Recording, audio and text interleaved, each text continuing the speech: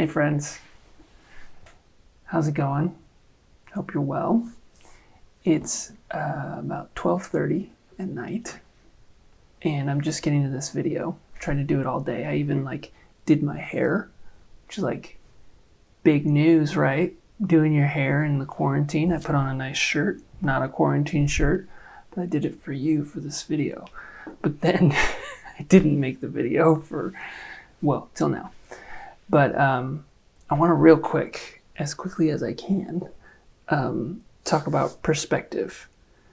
And in order to do that, I want to talk about space, history, and I want to read you some words from a guy named Jesus. All right, so let's start with space, like outer space. I've always been fascinated with outer space, all the planets and the galaxies and the nebulas and just the different things that are out there that we've observed. It's always been fascinating to me ever since I was a kid. And every once in a while, as an adult, I'll go down a rabbit trail and learn something new about space, right?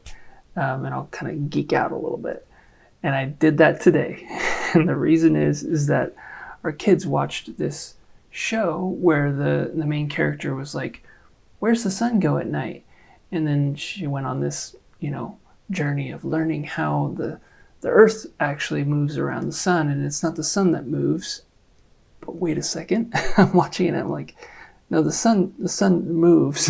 And I tried to explain that to the kids to kind of correct it, but then I realized I didn't know enough about it. So I went and started reading, and I found an article by an astrophysicist. Yeah.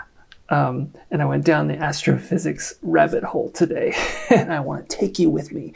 But don't worry. It's not going to actually be exhaustive or anything like that. It's going to be super quick, and it's going to be all for illustration purposes. And if you are an astrophysicist or you know astrophysics and you're watching this video and you're like, Cody, you're not explaining it right. I'm sorry. I'm just trying to share some things that I thought were fascinating. So here we go. The first thing, and this is actually something that we probably all know, is that the Earth is exactly where it needs to be. It spins at just the right axis. It orbits at just the right distance from the sun, so that we have the conditions that we have right now. The interesting thing, though, is that the other planets also are right where they're supposed to be in order for us to have the conditions that we are. See, because the planets are all orbiting around the sun, but they have this kind of push and pull relationship where they're working with one another so that they don't crash into each other, and it makes the whole solar system work the way it's supposed to. I thought that was super interesting and something I didn't really think about before. But my question was about the movement of the sun, and this article answered that. It talked about how the sun orbits in the galaxy, Milky Way. And what was crazy was that it says that it takes up to 220 or 280 million years to make its full revolution. That's crazy. That was mind-blowing to me, but that's not the part where my brain broke. Let's talk about galaxies. Our galaxy, Milky Way, is part of a cluster of galaxies. And this cluster of galaxies are all kind of pushing and pulling on one another so that they move the right way that they're supposed to move. And then that cluster is within a bigger cluster called the Virgo supercluster. And everything in that supercluster kind of moves the way it's supposed to, and everything's pushing and pulling, and all the matter works together so that everything moves the way it's supposed to. And that's where my brain broke. That's where I was like, okay, so the further and further we zoom out, you're telling me that clusters of galaxy and superclusters and seemingly everything in the universe is all working together and moving it just the right way so that we can have the conditions here on this little tiny speck of a planet that humanity can survive. Us humans, these little tiny humans on this little planet, have the conditions that we have because the entire universe, seemingly, is all working together. That is crazy and amazing and awe-inspiring. It's like this cosmic dance where everything is perfectly in step. And the crazy thing about it is that if something gets out of step, it could spell certain doom for us, right? Now, some of you are hearing that and you're like, don't stress me out more. I've got enough to stress about right now. You don't have to talk to me about the universe breaking and then us dying. Please. Sorry. I'm sorry. I'm not trying to stress you out. I'm just trying to highlight something very, very actually exciting and fascinating, that the universe seemingly is moving all together for us to have the conditions that we have to live. That is awesome, right? So, what I want you to get from this illustration is excitement. Is that, wow, the universe is working and it's taking care of us, right? I mean, all this stuff has been moving for a long time before we came along. And it's going to keep moving. Like the sun, 280 million years to revolve. It's, well, not revolve, orbit, excuse me. 280 million years. It's been moving for a long time. It's going to keep moving for a long time. And we're still here. So that brings me to history. Let's look at history. But first, let me say this, because I don't want to forget to say this.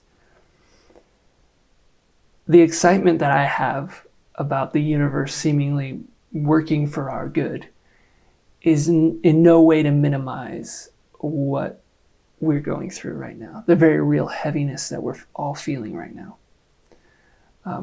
There's pain, there's fear, there's darkness, there's uncertainty, there's death, and that's real. And I felt that fear, I felt that anxiety, I felt that heaviness. I'm not over here in just some optimistic delusion, right? Oh, the universe is awesome. No, I'm feeling all the feelings too right now. But when I take a breath and I sit back and I get some perspective on how the universe is working from an article by an astrophysicist, I'm able to just say, okay, I think we're going to be okay. We've made it this far. I think we're going to be okay. Now let's talk about history. I listen to and read a theologian. I don't know if he'd even call himself a theologian, but a guy named Rob Bell. Now, some of you don't know who that is. And some of you, when I said that, are like, Rob Bell. No, I don't like Rob Bell. Bear with me, all right? We are grown-ups, and we have grown-up brains, and we can hear something good, and we can take it, and we say, that's good. And we can leave the things that we don't like. And I think that Rob Bell is saying some good things over the last few years. And so bear with me. Take what's good. It's good for you. And leave what you don't like. It's fine. The fact that I have to make that disclaimer is frustrating, to say the least. But I know that some of you might need that in order for you to listen to me. And I hope you do. And anyways, so one of the things that I like that he says is if we take a long view of history, we see that kingdoms come and kingdoms go. Civilizations rise and civilizations fall. Leaders come and leaders go. And we're still here. And I love that perspective because when we take that long view of history, we can see that we've made it through a lot of things.